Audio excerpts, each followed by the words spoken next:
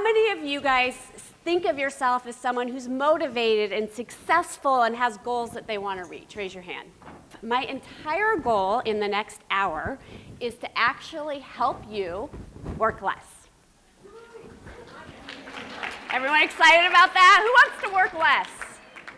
Woo!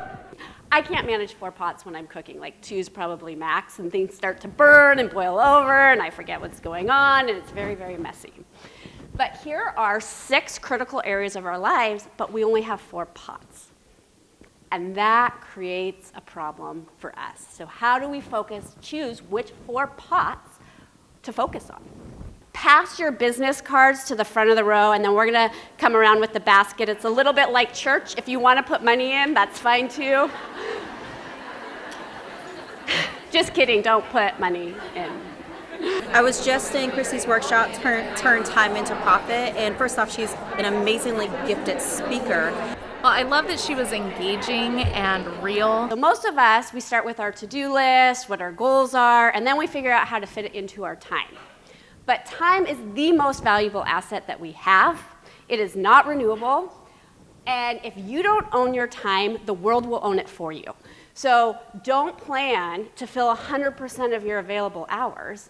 At best, allow yourself a 20% margin in your time, and then when things happen, there's space available that's already built into the system.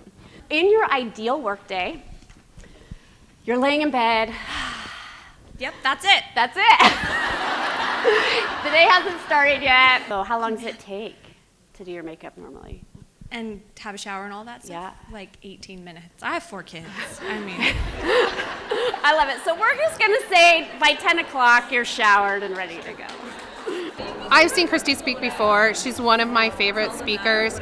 She's so relatable, realistic, and always gives you some really tangible advice and practices that you can take away from her presentations. I really enjoyed all the tips that Christy had for us. When you're starting to create your strategies and decide what actions you're taking, my favorite question, you guys want to guess? Who wants to guess my favorite question? One word. Why? Kids ask it all the time. Why? So you can look at your to-do list and you can ask yourself why for every item on there. So less is the new more. Focus on 4. Don't hustle. If you're like, I'm going to hustle and I'm going to make things happen, why? What's the point? What are you trying to do? And how can you do it simpler and more purposeful so that you can take less action to achieve the same result? 80% is good enough. Who in here was really motivated at school and wanted to get A's on all their tests and get gold stars? But here's a really cool thing. 80% is still a B. I mean, you're not even just passing, you're above average at 80%, right? So 80% is still above average. So you're still totally rocking it. The other thing that happened with that is I realized I still got everything done.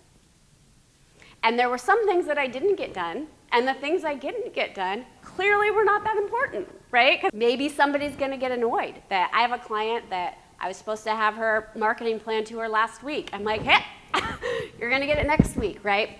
Communicate, be honest, but life happens. And sometimes people are going to be disappointed. But you have to choose, are you going to disappoint other people or are you going to disappoint yourself? You know what I told you guys I want you to work less, so I thought we were overtime. We still have 20 minutes, so you guys are going to get to start to practice today. Because I'm an underachiever like that. I only used 80% of your time. So I just want to lead by example here. Oh my goodness, I loved Christy's presentation. I felt like it was completely real and down-to-earth advice that I could apply to my business literally starting today. I'm so excited that I attended this workshop. I think it's going to make a big difference and a big impact in my life. I would definitely recommend Christy's presentation to anyone who hasn't seen it yet. It was great, and I would come back again. Instead of saying, I don't have time, try saying it's not a priority and see how that feels.